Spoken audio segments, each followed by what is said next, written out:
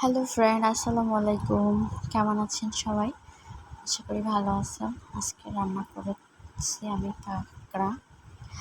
কাঁকড়া আমার খুবই পছন্দের একটি খাবার, অনেক বেশি ভালো লাগে। তো আমি এখানে কাঁকড়া নিয়েছি ভালো করে ধুয়ে, তারপরে পেঁয়াজ, রসুন, তারপরে গিয়ে জিরা, তারপরে ধনিয়ার গুঁড়া, মরিচ, তারপরে হলুদ সব কিছু দিয়ে আমি ভালো করে কষিয়ে নিয়েছি।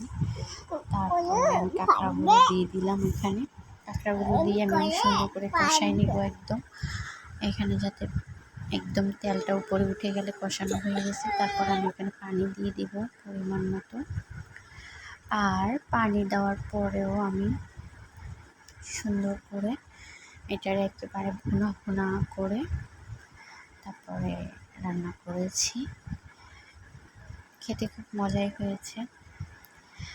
আপনারাও এভাবে করে ট্রাই করে দেখবেন, আশা করি ভালো লাগবে। আর আমাকে ফলো করার জন্য, আমার ভিডিওগুলো দেখার জন্য আপনাদেরকে অনেক অনেক ধন্যবাদ। আমাকে সাপোর্ট করবেন এবং আপনারাও ভালো থাকবেন। আল্লাহ হাফেজ।